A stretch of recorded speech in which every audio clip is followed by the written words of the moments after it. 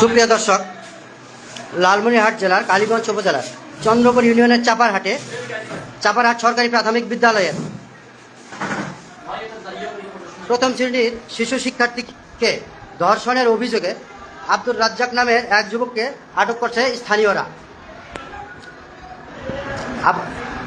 সেই যুবকটিকে ধরে এনে এখন পরিষদে আসছে, পুলিশ আসছে। বাইরে উত্তেজিত জনতা বারবার স্লোগান দিচ্ছে, দর্শকের ফাঁসি চাই।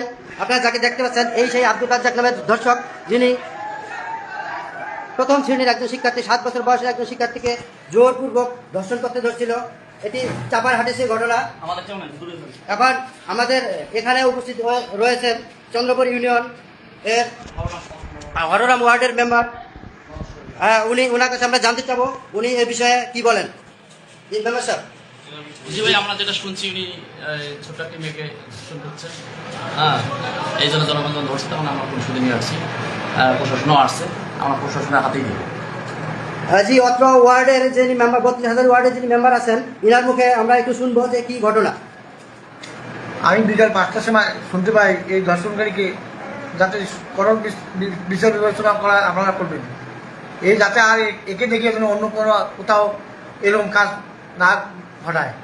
জি দর্শক, আপনাদেরকে আমরা জানিয়ে রাখি, আবারও দেখাবো সেই ধর্ষকের ছবি, যিনি 7 বছর বয়সী এক শিশু কন্যাকে ধর্ষণের চেষ্টা করছিল। তার নাম আব্দুর রাজ্জাক। হ্যাঁ, এনার বাড়ি এই ওয়ার্ডে চাপারহাট এলাকাতেই। এই সেই যুবক যিনি 7 বছরের শিশু কন্যাকে ধর্ষণের চেষ্টা করেছিলেন।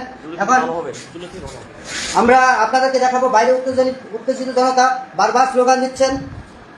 আমরা এখন যাচ্ছি সেই দর্শকের দেখানোর জন্য। জি, আপনারা দেখতে পাচ্ছেন যে শত শত লোক এখানে উপস্থিত হয়েছেন। এই তাদের দাবি একটাই যে আমরা সবাই ধর্ষকের ফাঁসি চাই, এই স্লোগানে।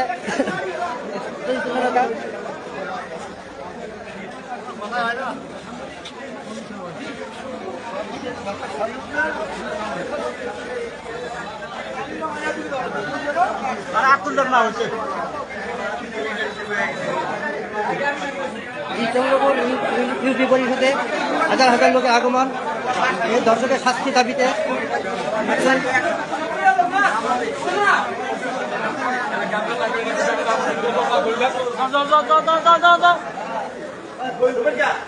আমরা এমতো অবস্থায় কথা বলবো এখন চন্দ্রপুর ইউপি মেম্বারের সাথে।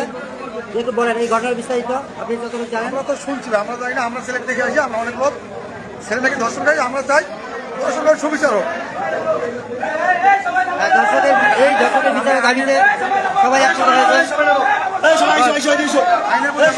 আইনকে শ্রদ্ধা করি, আমরা তাদের দেবো, তারা সুবিধা পায়।